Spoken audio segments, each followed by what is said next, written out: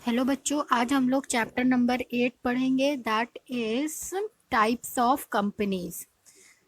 इस चैप्टर में हमको क्या क्या पढ़ना है, सबसे पहले वो देख लेते हैं। Firstly we will study classification of companies. Companies कितने टाइप्स की होती हैं, पहले हम लोग वो पढ़ेंगे कि कौन कौन सी कंपनी है।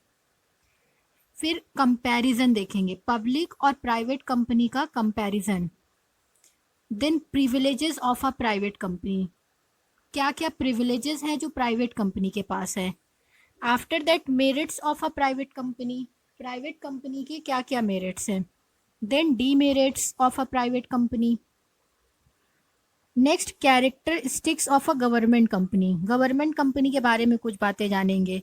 फिर ऑब्जेक्टिव और necessities of a government company, क्या ऑब्जेक्टिव है गवर्नमेंट कंपनी का और क्या उनकी ज़रूरत है। Next merits of a government company का फ़ायदा, गवर्नमेंट कंपनी का नुकसान। Then meaning of global enterprises क्या होती हैं वो समझेंगे, और उसके बारे में भी कुछ चीज़ें जानेंगे। फिर कितने टाइप के होते हैं ग्लोबल इंटरप्राइजेस, कौन कौन से इंटरप्राइजेस हैं जिनको हम ग्लोबल इंटरप्राइजेस कहते हैं। रीजंस क्या है growth of global enterprises, why global enterprises is increasing day by day, ऐसा रीजन क्या है वो हम जानेंगे। Then merits and demerits of a global enterprise, and lastly we will do comparison between global enterprise, sole trader and partnership.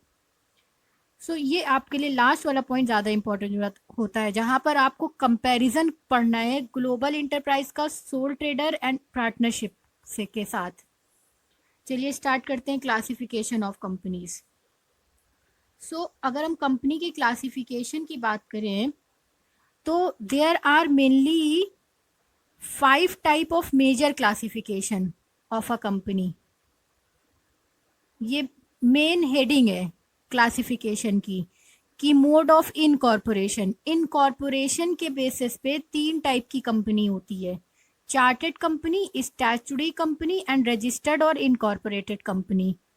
Then liability of member की liability के basis पे unlimited company, company limited by share, then limited by guarantee. Next public interest, on the basis of public interest, public के interest के basis पे public company, private company और 1 person company.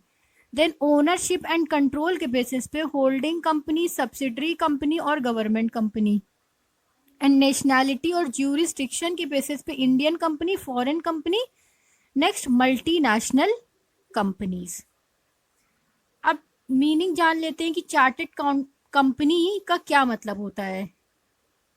Chartered companies वो companies होती हैं जो राजा महाराजा चलाते हैं, जो मोनार्क सिस्टम से चलती है, जैसे कि ईस्ट इंडिया कंपनी हो गई, bank of England, chartered bank of Australia, India and China, Hudson Bay company.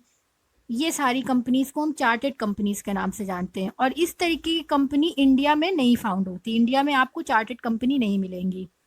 Next one is statutory company. Statutory company वो कंपनी होती है जहां पर पार्लियामेंट के एक्ट के तहत, जैसे कि कोई भी एक्ट है वो पार्लियामेंट में पेश हुआ और पार्लियामेंट ने उस एक्ट को पास किया, और उस एक्ट के तहत सारी कंपनी वो कंपनी चल रही है, तो उसे हम कहेंगे स्टैचुरी कंपनी, मतलब लीगल कंपनी है, या तो स्टेट लेजिस्लेचर के तहत सारा उसका काम चल रहा हो तो हम उसे स्टैचुरी कंपनी कहेंगे। और ये अपने आगे वर्ल्ड लिमिटेड यूज नहीं करती, ये जो स्टैचुरी कंपनी होती है, जो रजिस्टर्ड या लीगल कंपनी होती है, ये अपने आगे वर्ल्ड लिमिटेड यूज नहीं करती। और किस किस तरीके की कंपनी को हम स्टैचुरी कंपनी कहते हैं, जैसे कि reserve bank of India, industrial development bank of India, life insurance corporation of India, unit trust of India, ये सारी कुछ कंपनीज हैं जो स्टैचुरी कंपनीज हैं। कंपनी की मीनिंग और प्लस एग्जाम्पल इतना पता होना चाहिए आपको।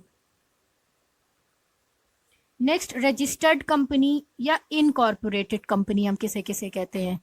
जो रजिस्टर्ड कंपनी होती है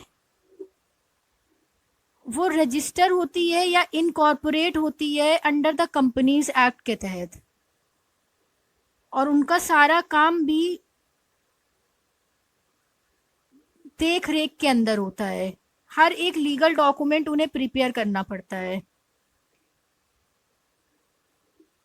it is significant to note that जैसे इंश्योरेंस, बैंकिंग, इलेक्ट्रिसिटी सप्लाईज, ये सब जो है हमारी incorporated under the companies act, ये सब रजिस्टर्ड है अंडर द कंपनीज एक्ट, और इनका जो ऑपरेशन है ना वो भी govern by the provision of their special act, और प्रोविजन के तहत इनके सारे काम होते हैं। जैसे कि अगर इंश्योरेंस कंपनी की हम बात करें तो इनका काम होगा इंश्योरेंस एक्ट 1938 के तहत।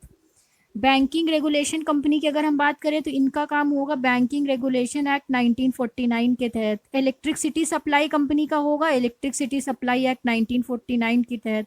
तो प्रोविजन जो होते हैं कंपनी एक्ट के वो एप्लीकेबल होते हैं इन सारी कंपनीज में, and they are not inconsistent with those content in the special status govern them. And steel authority of India जैसे हो गई हमारी SAIL, Reliance Industries Limited, Maruti Udyog, ये सारी एग्जाम्पल है रजिस्टर्ड कंपनी का। और रजिस्टर्ड कंपनी 3 टाइप्स की होती हैं। पहली company limited by shares, next company limited by guarantee, फिर अनलिमिटेड लाइबिलिटी कंपनी। जो कंपनी लिमिटेड बाय शेयर्स होती है इसका मतलब ये होता है जैसे कि कोई एक कंपनी है और उसमें ए ने शेयर्स लिया है। अब ए ने 10 रुपए का शेयर लिया है और 6 रुपए पे कर दिया, तो वो सिर्फ 4 रुपए और देने के लिए लाइबल होगा। तो कंपनी लिमिटेड बाय शेयर मतलब जितना उसने शेयर लिया वो उतने ही के लिए लाइबल होगा। फिर कंपनी लिमिटेड बाय गारंटी, अब किसी बंदे ने गारंटी दे दी कि मैं 50 रुपीज दूंगा तो वो उस गारंटी के बेसिस पे हो गया। अनलिमिटेड लाइबिलिटी में कोई लाइबिलिटी की कोई सीमा नहीं है, अनलिमिटेड है, वो कहीं से भी पैसा ला के दे उसे देना पड़ेगा कंपनी को। On the basis of ownership, ownership के बेसिस पे, ओनरशिप एंड कंट्रोल के बेसिस पे जो है एक होती होल्डिंग कंपनी। होल्डिंग कंपनी वो कंपनी होती है जहां पर ये एक कंपनी है, ये एक कंपनी है, इस कंपनी ने इस कंपनी को खरीद लिया, मतलब ये बड़ी कंपनी है और ये छोटी सब्सिडरी कंपनी है। होल्डिंग कंपनी वो कंपनी होती है जो छोटी कंपनी को अंडरटेक कर लेती है, खरीद लेती है। अब कैसे पता चलेगा कि ये होल्डिंग कंपनी है, तो इसके कुछ कंडीशंस होते हैं, उसी से हमको पता चल जाएगा कि ये होल्डिंग कंपनी है। देखिए क्या क्या होगी कंडीशन। कंपनी विच डायरेक्टली या indirectly through the medium of another company either hold more than half of the equity share capital of another company, या तो 51% से ज्यादा शेयर होल्ड कर ले या बोर्ड ऑफ डायरेक्टर होल्ड कर ले दूसरी कंपनी की ज्यादातर, तो इस तरह की कंपनी को हम होल्डिंग कंपनी कहते हैं। और जो दूसरी कंपनी होती है उसे हम सब्सिडरी का नाम दे देते हैं। दिस कंपनी में become a holding company of another company in of the following 3 ways दिए हुए हैं। First, by holding more than 50% of the issued equity capital of the company. Second, by holding more than 50% of the voting rights in the company, या तो voting rights ज्यादा हो, या by holding the right to appoint majority of directors of the company, या तो majority of director जो होते हैं ना वो अपॉइंट करने का पावर हो ज्यादातर। तो अगर ये तीनों पावर किसी भी कंपनी के पास है तो वो कंपनी हमें होल्डिंग कंपनी कहलाएगी। और जिस कंपनी का उसने ये सारी चीजें ली है, जो छोटी कंपनी बच गई, उसे हम सब्सिडरी कंपनी बोलेंगे।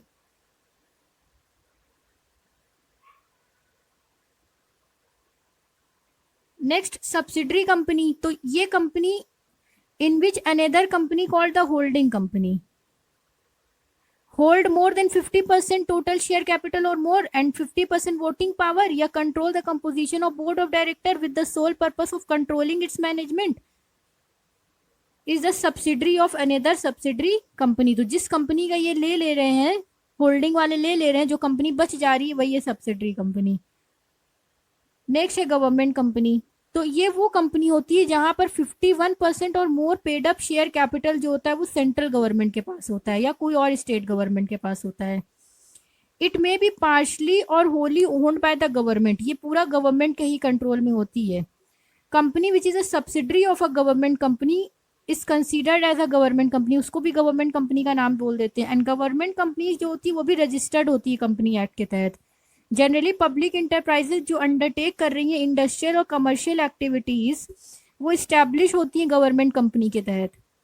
जैसे कि सेल हो गया, steel authority of India limited, भेल, Bharat heavy electricals limited, then Hindustan machine tools limited, state trading corporation of India, ये सारी एग्जाम्पल है गवर्नमेंट कंपनी का। फिर on the basis of nationality या ज्यूरिस्डिक्शन के बेसिस पे कंपनी 3 टाइप में डिवाइड हुई है। इंडियन कंपनी, इंडियन कंपनी वो कंपनी होती है जो इनकॉर्पोरेट मतलब रजिस्टर्ड है इंडिया में, और वो उसी को हम इंडियन कंपनी कहते हैं जो इंडिया में रजिस्टर्ड है और registered under the provision of Indian companies act, और सारे rules and regulation Indian company act के तहत वो रजिस्टर्ड है। उसका ऑफिस भी इंडिया में है, लेकिन जरूरी नहीं है कि वो सारा बिजनेस भी इंडिया में कर रही हो, आउटसाइड इंडिया जाके काम कर सकती है। फॉरेन कंपनीज वो कंपनी होती है जिसका बॉडी इनकॉर्पोरेटेड आउटसाइड इंडिया हो, मतलब जो रजिस्टर्ड होती है बाहर इंडिया के, और इस प्लेस ऑफ बिजनेस जो है इंडिया में हो सकता है, वेदर बाय इटसेल्फ और थ्रू एन एजेंट के तहत या थ्रू इलेक्ट्रॉनिक मोड, ये सारा हो सकता है। एंड कंडक्ट कोई भी बिजनेस एक्टिविटी करे इंडिया में आके, तो वो हमारी फॉरेन हो गई। It must conspicuously exhibit on the outside of every office or place, whether it carry on business in India, that name of the company and the country in which it is incorporated in English local language. In case 51% or more paid up share capital जो है ना foreign company की is held by the one or more citizen of Indian and or more bodies incorporate in India, so such a company shall comply with the prescribed formalities with regard to business carried in India as if were company incorporated in India। मतलब पूरा मिला के यही बोल रहे हैं कि foreign companies वो कंपनी जिसका मेन रजिस्ट्रेशन तो बाहर है बट वो काम इंडिया में कर सकती है। और हर फॉरेन कंपनी को जो है डॉक्यूमेंट्स रखने होते हैं with in 30 days of establishment के 30 दिन के अंदर। क्या क्या डॉक्यूमेंट उसके पास होने चाहिए? Certified copy of its memorandum and article of association या full address of its registered office. Next, full particulars of its director या सेक्रेटरी का पूरा name and address of its authorised representatives in India. Then full address of its principal place of the business in India, कहाँ पर काम हो रहा है। Next है मल्टीनेशनल कंपनीज, एमएनसी जिसको हम कहते हैं। ये जो मल्टीनेशनल कंपनीज होती हैं ये बाहर की कंपनी होती हैं। अ company which has production and marketing facilities in several countries, बहुत जगह इनके काम हो रहे होते हैं तो इसलिए इनको एमएनसी बोला जाता है। इसकी ओनरशिप, मैनेजमेंट एंड कंट्रोल जो होता है वो स्प्रेड होता है पूरा 2 और मोर कंट्रीज से काम हो रहा होता है। ये ऑपरेट करती है ग्लोबल लेवल पे। एमएनसी ऑर्गेनाइज करती है ऑपरेशन अलग अलग कंट्री में through either of the following alternatives, किसी ये जो इतने सारे ऑल्टरनेटिव दिए हैं इसमें से कोई भी ऑल्टरनेटिव से वो काम कर सकती है। तो ब्रांच खोल ले, कहीं इंडिया में काम कर रही है, अमेरिका में ब्रांच है, यूएसए में ब्रांच है, फ्रेंचाइजी ले ले तो भी वो होगी एमएनसी। टर्नकी प्रोजेक्ट पे काम कर ले, जॉइंट वेंचर कर लिया, सब्सिडरी हो गई, जैसे Pepsi, Coca Cola, Bata, IBM, Nestle, Procter and Gamble, ये सारे, कोलगेट, जैसे ये सब क्या है? एमएनसीज हैं। अब पब्लिक इंटरेस्ट या ट्रांसफरेबिलिटी ऑफ शेयर्स के बेसिस पे 3 कैटेगरी होती हैं।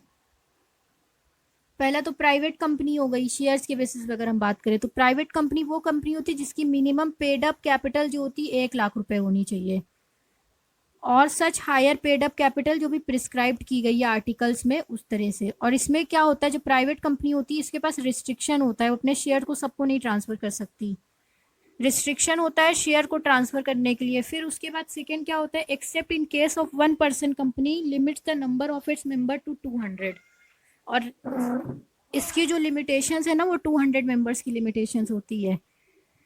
नेक्स्ट, ये इनवाइट जो है ना, इनविटेशन जो है ना पब्लिक को प्रोहिबिट होती है, पब्लिक को इनवाइट नहीं कर सकती शेयर लेने के लिए।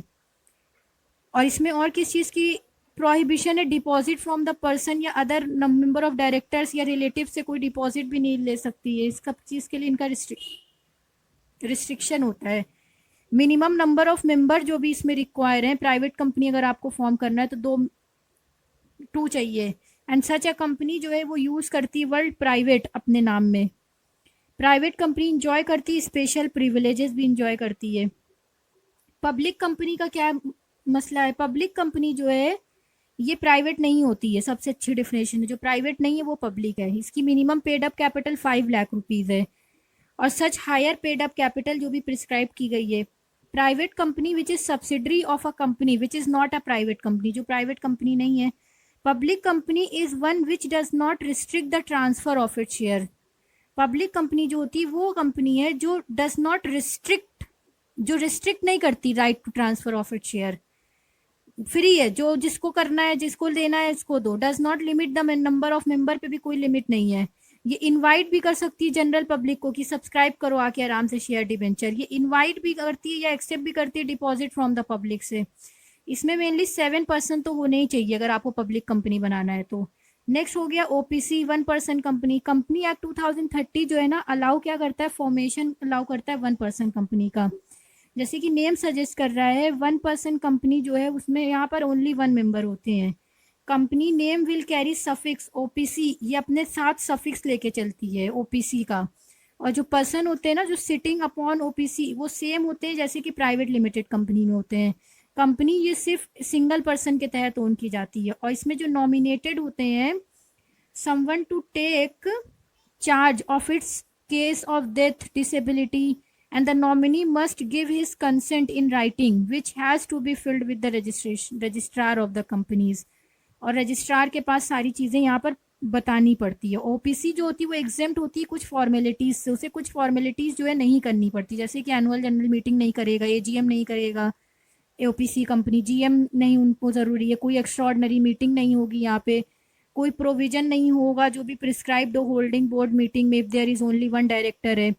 But 2 meeting need to be organised every year, लेकिन 2 मीटिंग जो है एवरी ईयर होनी चाहिए। Is there is more than 1 director तो एनी रिजोल्यूशन जो भी पास होगा ना sole member must be communicated to the company entered in the minutes and there is however no relief from the provision of audit. और यहाँ पर कोई ऐसा भी नहीं है कि कोई रिलीफ आपको मिलेगा ऑडिट से या फाइनेंशियल स्टेटमेंट से, अकाउंट से। जो एप्लीकेबल होता है ना प्राइवेट कंपनी में ये सारे डॉक्यूमेंट तो शो करने ही पड़ेंगे ओबीसी कंपनी को।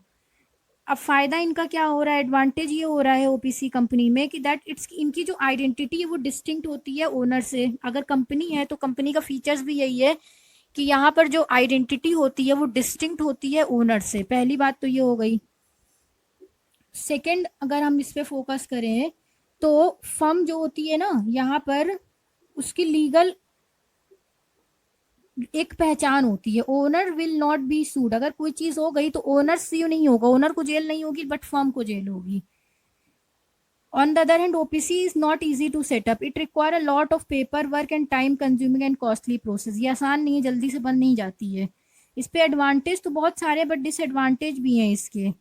इसमें बहुत सारा पेपर वर्क होता है बट और कंपनियों से थोड़ा सा कम होता है, और रिस्क जो होता है ना इन प्रोप्राइटरशिप में ज़्यादा होता है देन दिस कंपनी में। नेक्स्ट है comparison between private company and public company. Private और पब्लिक का अगर हम कंपेयर करें तो पहला पॉइंट तो नंबर ऑफ मेंबर्स से ही कंपैरिजन स्टार्ट हो जाता है। प्राइवेट कंपनी जो होती है वो रजिस्टर होती है 2 मेंबर के साथ, लेकिन पब्लिक कंपनी जो होती है वो रजिस्टर होती है एटलीस्ट 7 मेंबर के साथ। प्राइवेट कंपनी जो होती है वो मोर देन 50 मेंबर के ज़्यादा नहीं हो सकती, बट पब्लिक कंपनी में जो होता है कितने भी ज़्यादा मेंबर हो सकते हैं। और इनविटेशन ऑफ अ पब्लिक की बात करें कि पब्लिक को कौन इनवाइट करता है तो प्राइवेट कंपनी कभी भी इनवाइट नहीं करती पब्लिक को कि उसके share low, but public company जो होती है वो फ्री होती है, वो इनवाइट करती है पब्लिक को कि शेयर ले लो आप हमारे। और इनके पास कोई लीगल बाइंडिंग भी नहीं होती कि वो पब्लिक को सब्सक्राइब नहीं करवा सकते। नेक्स्ट ट्रांसफरेबिलिटी ऑफ शेयर्स की अगर बात करें तो प्राइवेट कंपनी में रिस्ट्रिक्शन होता है, वो तो नहीं ट्रांसफ़र कर सकती शेयर किसी को भी, बट पब्लिक कंपनी में क्या होता है फ्री होता है, वो किसी को भी ट्रांसफ़र कर सकते हैं। और अगर हम कमेंसमेंट ऑफ बिजनेस की बात करें तो प्राइवेट कंपनी अपना काम स्टार्ट करती है जैसे ही बिजनेस जो होता है इनकॉर्पोरेट हो जाता है, रजिस्टर हो जाता है। लेकिन पब्लिक कंपनी तभी ऑपरेट करती है जब उसके पास सर्टिफिकेट ऑफ कमेंसमेंट आ जाता है, मतलब कि सर्टिफिकेट उसे मिल जाता है कि अब आप बिजनेस स्टार्ट कर सकते हो। और आर्टिकल ऑफ एसोसिएशन की बात करें तो प्राइवेट लिमिटेड में जो होता है वो प्रिपेयर करना पड़ता है उसे article, file its own article, but public company में अडॉप्ट करती है model of article in given जो भी कंपनी एक्ट में दिया है ना उसको अडॉप्ट करती है और उसके हिसाब से काम करती है। एक्सेम्पशंस एंड प्रिविलेजेस की बात करें तो प्राइवेट कंपनी इंजॉय करती है बहुत सारे प्रिविलेजेस, जैसे कि उसको स्टैचुरी मीटिंग में ज़्यादा ध्यान नहीं देना है, वो फ्री है रजिस्ट्रेशन से, अलॉटमेंट ऑफ शेयर से, अपॉइंटमेंट से, रेमुनरेशन ऑफ अ डायरेक्टर से, इशू ऑफ शेयर से, है ना। और इन तरीके के कोई प्रिविलेज पब्लिक को नहीं मिलते हैं, पब्लिक को तो सारा काम करना पड़ता है। नंबर ऑफ डायरेक्टर की बात करें तो एटलीस्ट 2 डायरेक्टर तो होने ही चाहिए प्राइवेट कंपनी में, लेकिन पब्लिक में एटलीस्ट 3 डायरेक्टर होने चाहिए। कोरम में बात करें तो प्रेजेंस होना चाहिए 2 मेंबर का is adequate quorum for the general meeting, 2 member का होना ही चाहिए। But for general meeting public में अगर हम बात करें तो पब्लिक मिनिमम 5 मेंबर तो होने ही चाहिए, तभी जाके मीटिंग स्टार्ट हो जाएगी। इंडेक्सेशन ऑफ मेंबर्स में private company is not required to maintain a separate index, उसको प्राइवेट को कोई ज़रूरत नहीं कि सेपरेट इंडेक्स बनाए, बट पब्लिक कंपनी वो मेंटेन करेगी इंडेक्स को मोर देन 50 मेंबर्स के साथ।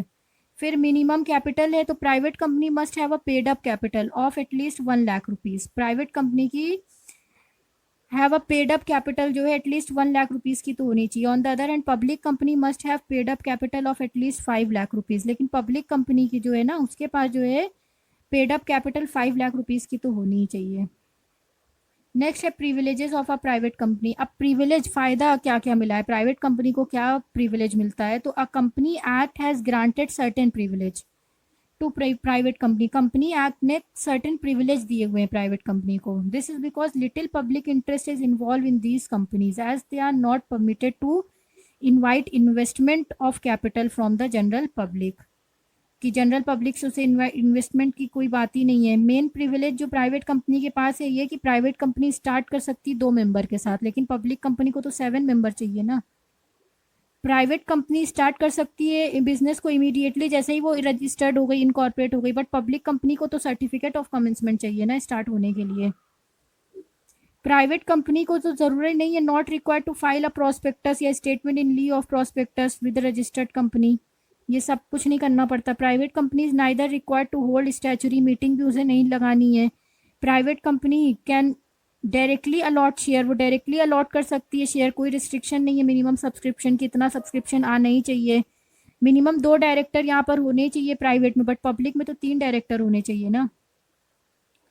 ये not required to offer a new issue of share to the existing share holder on a pro rata basis, it can issue share with in disproportion voting right.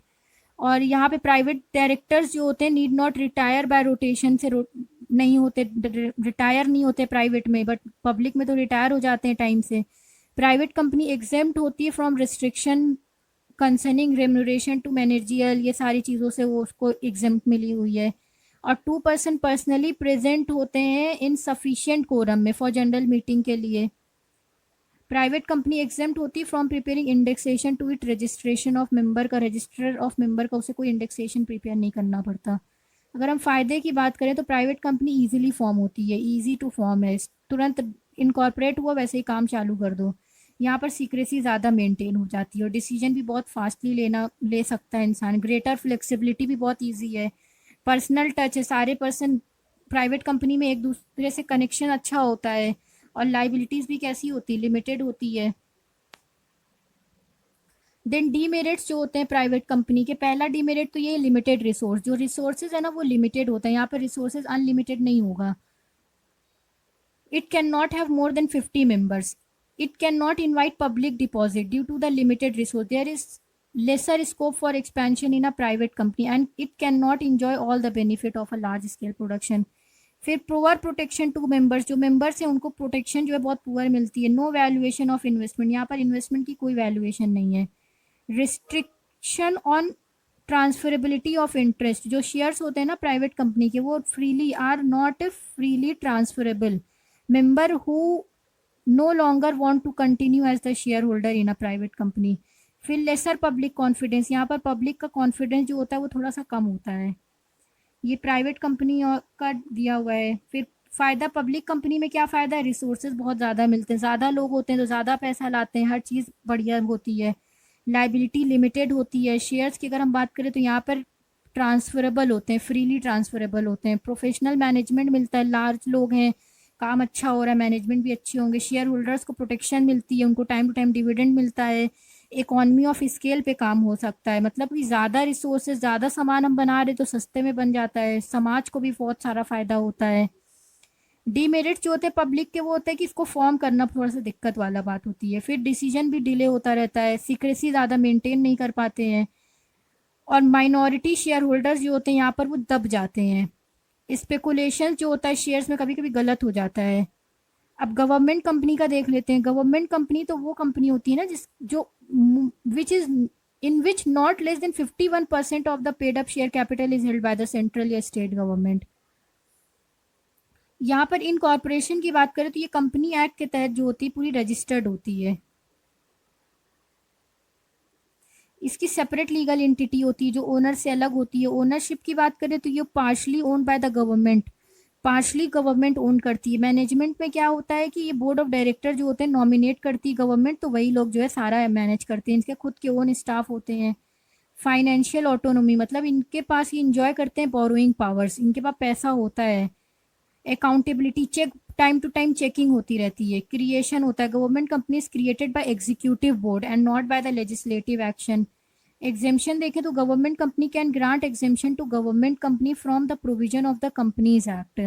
कौन कौन सी है जो leading government company है? तो पहली तो एनटीपीसी है, national thermal power corporation, फिर national minerals development corporation, SEBI, ये सेक्यू, SBI, state bank of India, Bharat heavy electricals, steel authority, gas authority. तो ये टॉप 6 गवर्नमेंट कंपनी के नाम दिए हैं।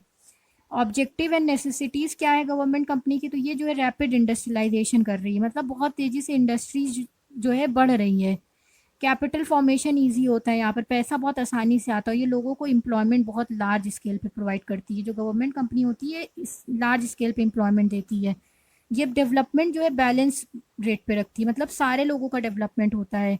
सेल्फ रिलायंस, ये आप आत्मनिर्भर पे काम करती है, दूसरों पे कम डिपेंड होती है। सोशलिस्ट पैटर्न पे काम करती है, समाज के भलाई के लिए, कंज्यूमर के वेलफेयर के लिए सोचती है।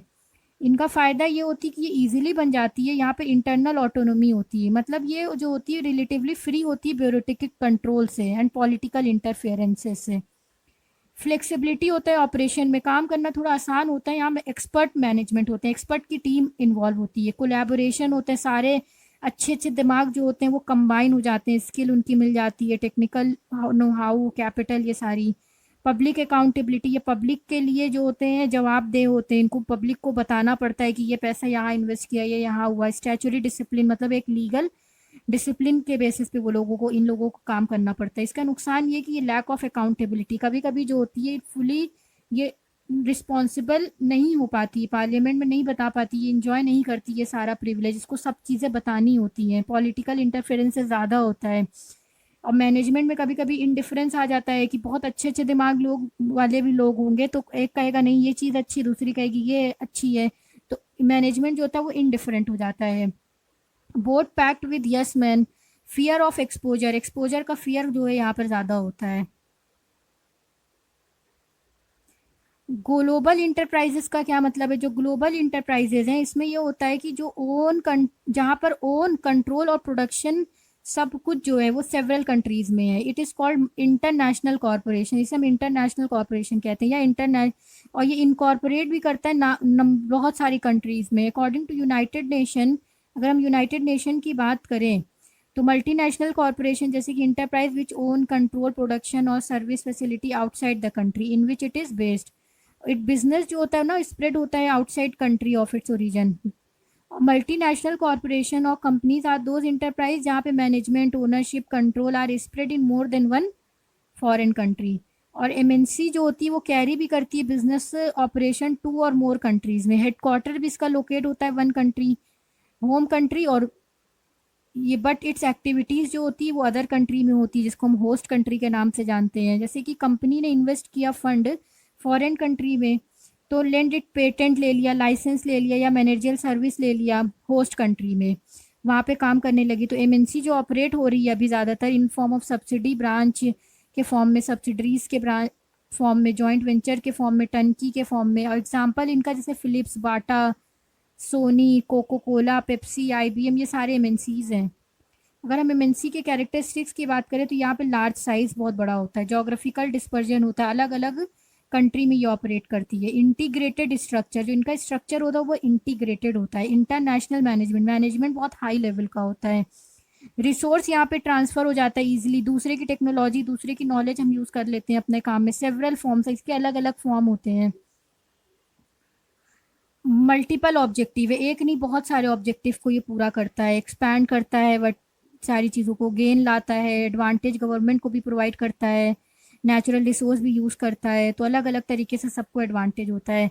अगर हम इनके फॉर्म की बात करें तो ये फ्रेंचाइजी होती है। यहाँ पर फ्रेंचाइजी का मतलब ये होता है कि जैसे मैकडी है, अब मैकडी यूएसए में है और वहाँ का इनका मेन होम कंट्री में ये काम कर रहे हैं।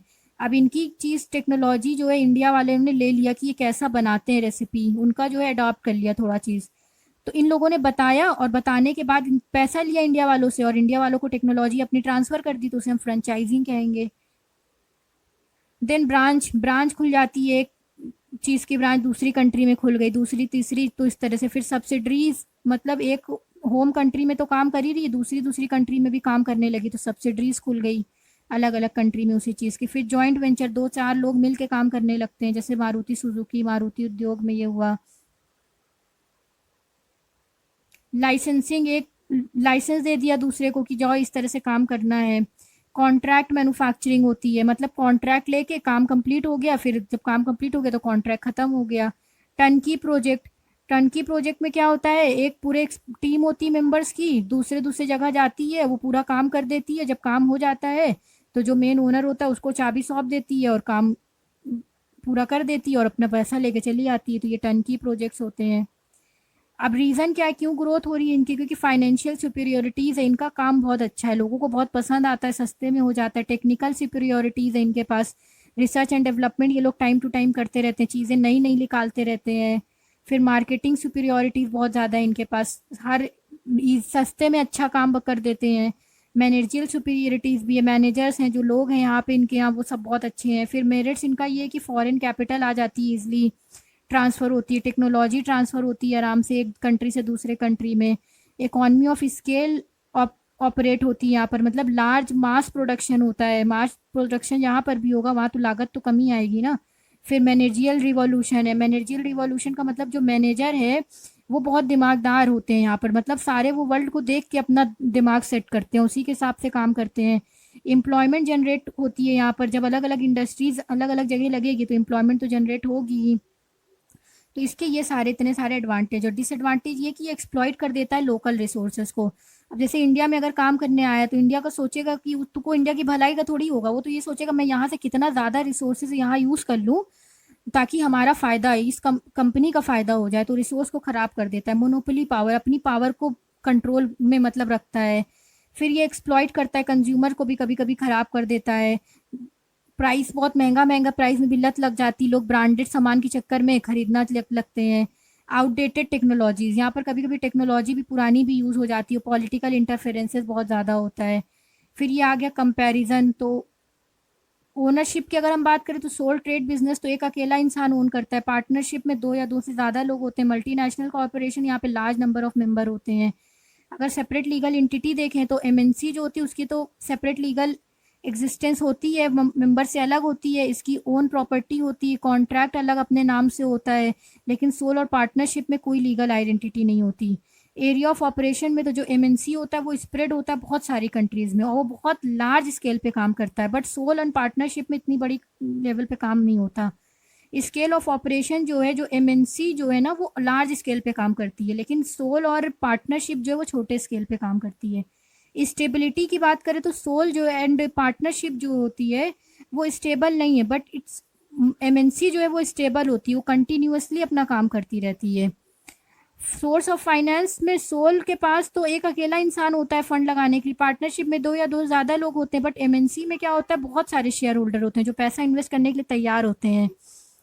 मैनेजमेंट की बात करें तो एमएनसी जो है ना उसके पास इंटरनेशनल मैनेजमेंट है and there is a separation between ownership and management अलग अलग होता है, बट सोल और प्रोप्राइटर पार्टनरशिप में क्या होता है मैनेजमेंट अलग नहीं होता है, लोग जो काम कर रहे हैं वही जो है इनका पूरा ध्यान रखते हैं। फिर लीगल कॉन्स्ट्रेंट है, तो एमएनसी जो होती है उसको बहुत सारी परमिशन लेनी पड़ती है काम करने से पहले, होस्ट कंट्रीज़ में क्या उनकी सारी चीज़ों को फॉलो करना पड़ता है। लेकिन सोल एंड पार्टनरशिप को इतना ज़्यादा जो है परमिशन की ज़रूरत नहीं होती, वो फ्री होती है लीगल फॉर्मेलिटीज़ से। प्रिविलेजेस की बात करें तो कंट्री जो होती है ना, जैसे इंडिया इनकरेज करती है growth of small scale sector को, sole trader and partnership firm operate होती है स्मॉल स्केल में and they are given incentive and concession and this privilege are not available for multinational corporations.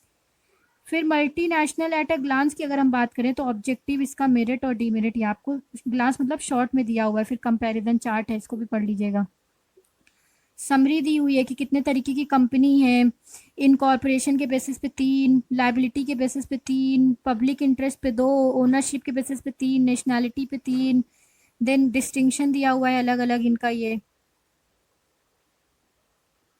फिर private company क्या है, उसका क्या privileges है, पब्लिक का, गवर्नमेंट कंपनी का, सबका एडवांटेज डिसएडवांटेज दिया हुआ है। तो इसका क्वेश्चन आंसर कॉपी में कर लीजिएगा, ये जो दिए हुए हैं शॉर्ट क्वेश्चन आंसर और लॉन्ग वाले, and you have to learn the question bank also. Okay.